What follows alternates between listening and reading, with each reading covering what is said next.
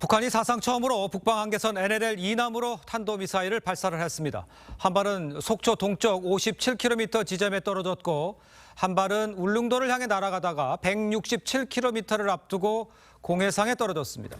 우리 군은 울릉군에 공습경보를 발령을 했는데 공습경보 발령도 6년 9개월 만입니다. 국방부에 나가 있는 취재기자 연결해서 자세히 소식 들어보도록 하겠습니다. 자, 윤동빈 기자, 북한 미사일 발사 먼저 좀 설명을 해주시죠.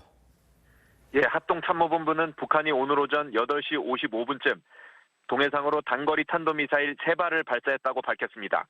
발사 지점은 북한 강원도 원산이었고 3발의 미사일은 각각 NLL 이남 26km, 속초 동방 57km, 울릉도 서북방 167km 지점에 떨어졌습니다. 미사일이 떨어진 곳은 모두 공해상이었는데요. 북한이 NLL 남쪽, 그러니까 우리 영해에 바로 근접해서 미사일을 쏜 건 분단 이후 사상 처음 있는 일입니다. 북한은 이외에도 다종의 미사일을 동서해로 10발 이상 발사한 것으로 파악됐습니다. 비행 거리와 고도 등 정확한 재원은 군 당국이 파악 중입니다. 특히 3발의 탄도미사일 중 1발은 울릉도를 겨냥해 날아가고 있다가 사거리를 일부러 짧게 해 167km를 앞두고 공해상에 떨어지게 한 것으로 파악됐습니다. 이 때문에 군 당국은 행정안전부에 요청해 울릉군 공습경보를 발령했습니다. 공습경보는 지난 2016년 2월 7일 북한이 장거리 미사일을 발사하면서 백령 대청 지역에 발령된 이후 6년 만입니다. 자, 윤 기자, 북한이 미사일 발사 전에 성명도 냈는데 한미 공중연합훈련에 대한 이 반발 때문인 것 같아요. 그런데 한미 연합훈련 기간에 북한이 이런 그야말로 고강도 도발하는 게 매우 이례적 아닙니까? 예, 그렇습니다. 북한의 이번 미사일 도발은 한미 군 당국이 지난달 31일부터 닷새 일정으로 진행하는 연합 공중훈련, 비질런트 스톰 때문인 것으로 보입니다.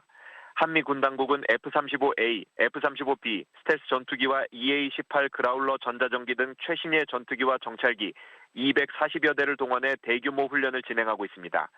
이에 대해 박정천 북한 노동당 중앙군사위 부위원장은 오늘 미사일 발사 직전 한미가 북한을 겨냥해 무력을 사용할 경우 끔찍한 대가를 치르게 될 것이라고 위협했습니다. 특히 이번 한미연합훈련 비질런트 스톰 명칭에 대해서도 민감하게 반응했는데요. 박 부위원장은 1990년대 초 이라크를 침략할 때 사용한 데저트 스톰, 즉 사막 폭풍 작전명에서 본딴 것으로 볼 때 침략 훈련이라고 주장했습니다. 북한 외무성도 전날 대변인 담화에서 이 비질런트 스톰 훈련을 언급하며 보다 강화된 다음 단계 조치들을 고려하겠다고 위협했습니다. 앵커께서 말씀하셨듯이 최근 들어 특이한 점은 북한이 과거처럼 한미연합훈련이나 미 전략자산 전개에 대해 아랑곳하지 않는다는 것입니다. 현재 훈련에 동원된 F-35 계열 스텔스 전투기들은 북한 방공망에 적발되지 않고 언제든지 평양 주석궁 위에서 전술핵 탄두를 투하할 수 있는 전략무기입니다.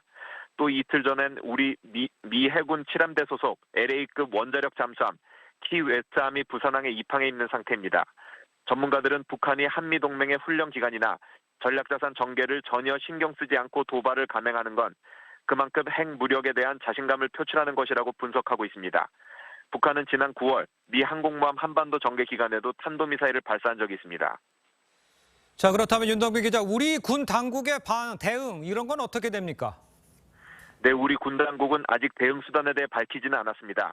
통상 우리 군이 전략무기를 전개하거나 탄도미사일 대응 사격을 할 때에는 먼저 진행하고 나서 상황이 종료된 뒤에 취재진에 전파합니다. 이례적인 탄도미사일 도발이었던 만큼 우리 군도 현무 계열의 탄도미사일 발사로 대응할 것이란 관측이 나오고 있습니다. 합참은 이번 북한 미사일 발사에 대해 매우 이례적이고 결코 용납할 수 없다며 우리 군이 단호하게 대응할 것이라는 입장을 발표했습니다. 지금까지 국방부에서 TV조선 윤동빈입니다.